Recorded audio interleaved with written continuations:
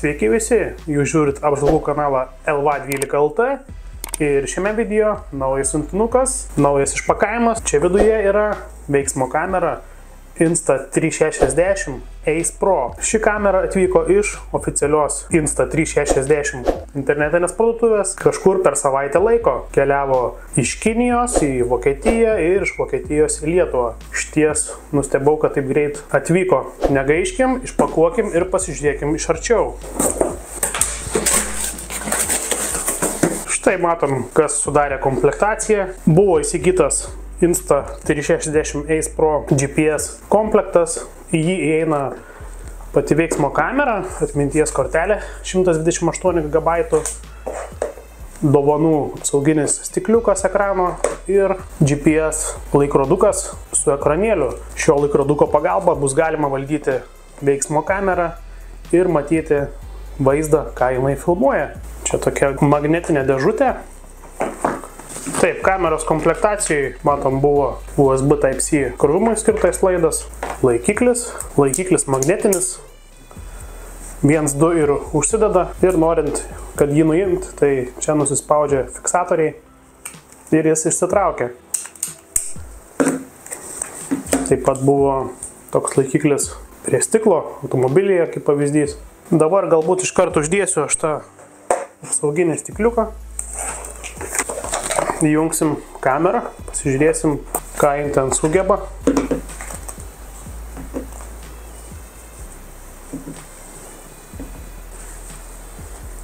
Na štai, apsauginį stikliuką uždėjom. Čia yra dangtelis.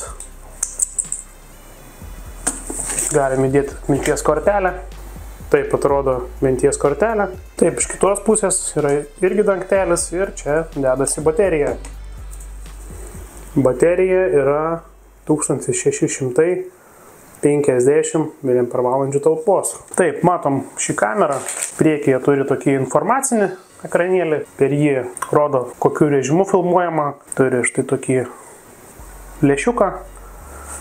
Čia tas nenusijama, kaip pas GoPro, kad būna. Galima nebent tik tais papildomai ant viršaus uždėti filtrus įvairius ir panašiai. Ir čia matom yra displėjus, ekranėlis.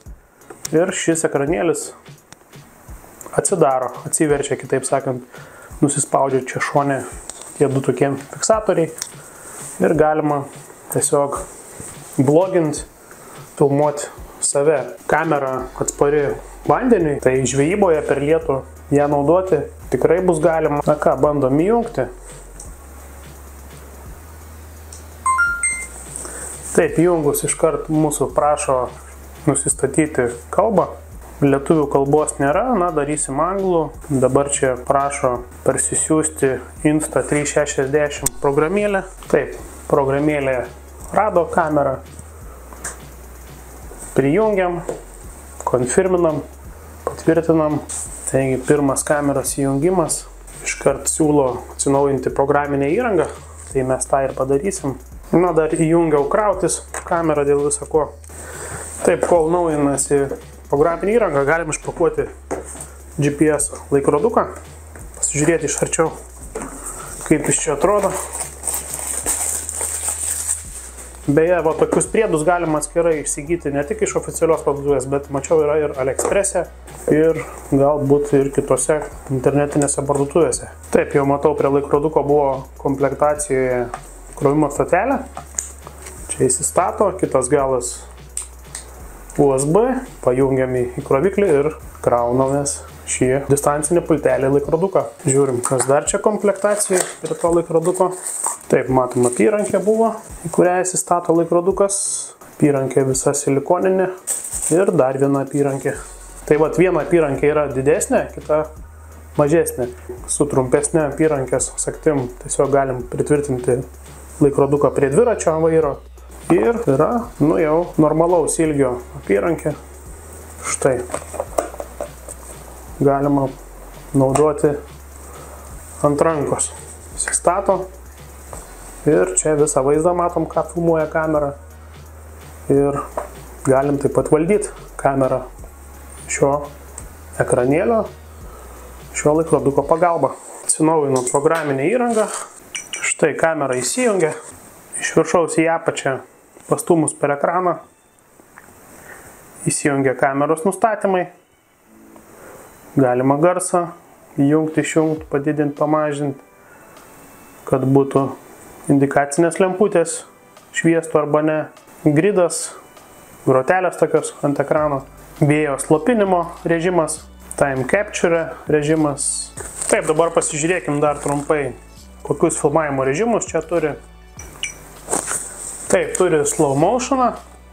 Kokybė leidžia nustatyti 4K 120 kadrų per sekundę. Toliau turi Starlapsą, toks naktinis fotografavimas, filmavimas. Burst foto, tai čia daug nuotraukų padaro per sekundę. Intervalinis fotografavimas, tai kas 3 sekundės daro nuotraukas. HDR foto.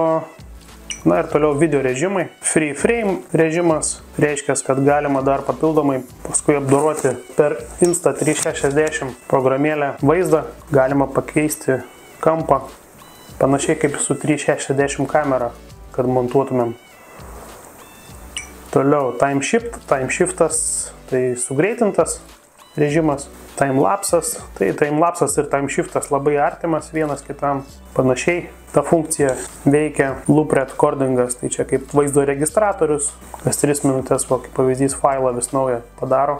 Taip, toliau, kokie dar režimai? Slow motionas ir viskas, daugiau neduoda kažkokių režimų keisti. Pagrindė ši kamera bus naudojama video režime, tai gal kokybė bus šiek tiek mažesnė, nedarysim 4K, užteks ir Full HD, bent jau žvejybos filmavimuose. Filmavimo režimą, kai įsijungiam, atsiranda papildomi nustatymai. Tai vat yra Quick Capture režimas, kad kamera gali būti išjungta, nuspaudžiam įrašymo mygtuką ir iškart įsirašo, nereikia papildomai jungti kameros ir po to tik nuspausti mygtuką. Valdymas gestais turi, galbūt kol kas neaktualu labai. Valdymas balsu turi režimą. Ir turi tokį jau aktualesnį režimą, tai pre-recordingas. Šis pre-recording režimas tai tas pats kaip principas kaip pas GoPro, kad būna tas 15 ar 30 sekundžių įrašo viską į vidų, nenuspaudus įrašymo mygtuko. Tai kaip pavyzdys žvejyboje, laukiam kibimo ir kamera įrašo virtualiai į vidų 15 sekundžių ir tik tais, kai nuspaudžiam šį mygtuką, vyksta įrašymas ir įsirašo tai, kas buvo prieš 15 sekundžių. Tai žvejyboje nepamainomas dalykas. Kaip matom, šioje kameroje veikia 15 sekundžių pre-recordingas. Tai vat, paspaudžiam Start Recording ir dabar rašo, kad vyksta pre-recordingas. Tai kaip pas GoPro panašiai. Ir 15 sekundžių vyksta tas įrašymas į virtualią atmintį, ne į kortelę. Ir kai nuspausim šį mygtuką, viskas, kas buvo prieš 15 sekundžių, įsirašė. Paspaudžiam sustabdymą filmavimo, vėl vyksta pre-recordingas. Vėl laukiam naujo kibimo, vėl ruošiamės nuspausti mygtuką ir kažką įdomaus užfiksuoti. Toliau, ką dar turi? AI turi nustatymą išties toks neblogas, montuojant telefonu su Insta360 programėlė, padaro visokius efektus. Apie šį AI režimą daug nesiplėsiu, tiesiog galima jo pagalba daug visokių efektų padaryti. Toliau, ekrano ryškumas, matom, reguliuojasi. Taip, ir ką dar šį kamerą turi, tai štai, jungiam paprasčiausią filmavimo režimą, dabar filmuoja.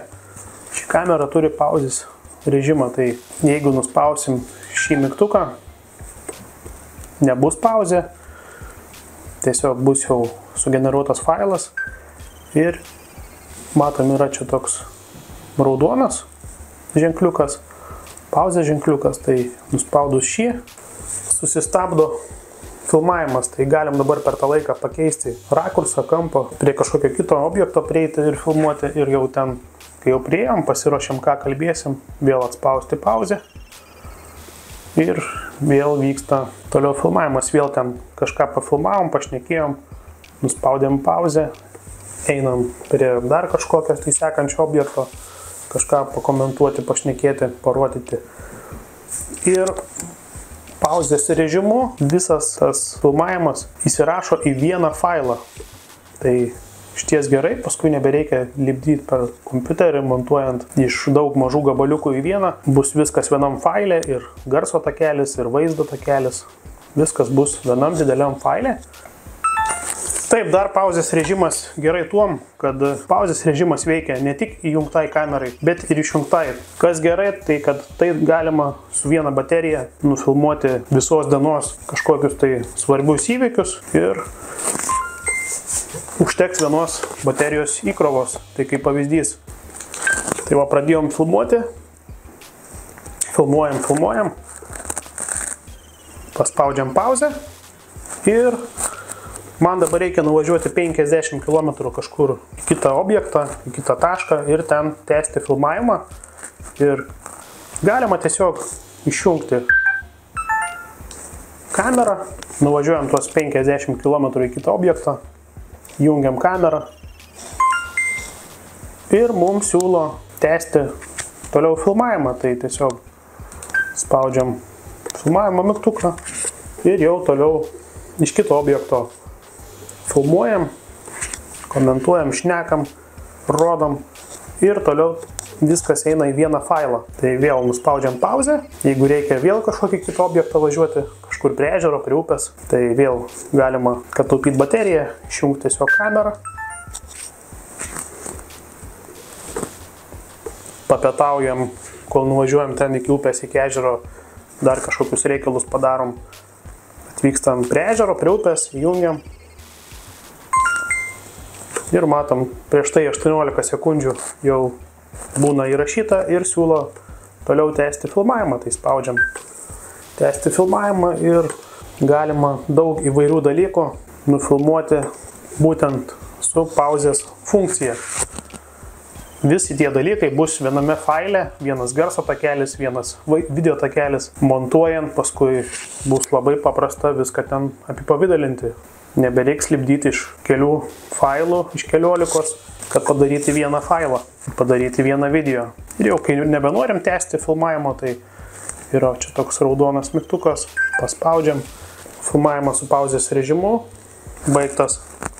Ši kamera būtent buvo įsigyta vien dėl pauzės režimo, kad kuo paprasčiau, kuo mažiau laiko sugaišti montuojant iš po visokių žvejybos video ir panašiai. Na, daugiau galim dar laikroduką įjungti. Dabar reikia pririšti prie kameros. Distancinis pultas. Ieško laikroduko, taip rado. Spaudžiam sinchronizuotis. Taip. Ir ką mes matom? Matom du vienodus vaizdus. Tai norim filmuoti, spaudžiam įrašymą, vyksta įrašymas, norim pauzę padaryti, spaudžiam čia ir vyksta pauzė. Norim tęsti filmavimą, spaudžiam mygtuką, vyksta filmavimo tęsimas, norim pauzę, spaudžiam čia, susistabdo filmavimas, vėl tęsiam ir kai viską nufilmuojam, tada jau spaudžiam raudoną mygtuką ir viskas būna vienam faile, nebereikia lipdyti, montuojant iš kelių failų į vieną. Taigi, tokia ta kamera ir praktinis testas su ja, kaip kokybė, kaip garsas, pamatysit kitose video. Tuos video įdėsiu po šiuo video komentaruose. Galėsit pasispausti, pasižiūrinėti, galėsit įsivertinti. Beje, nuorodą į šią kamerą paliksiu po video aprašyme, kaip visada. Kam įdomu, galėsit pasispausti, pasiskaitinėti, pasižiūrinėti detaliau apie ją, apie techninius parametrus, visą kitą, kuriuo aš per video nepaakcentavau. Taigi, visiems ačiū, kad žiūrėjot, visiems sėkmės ir iki kito karto. Iki.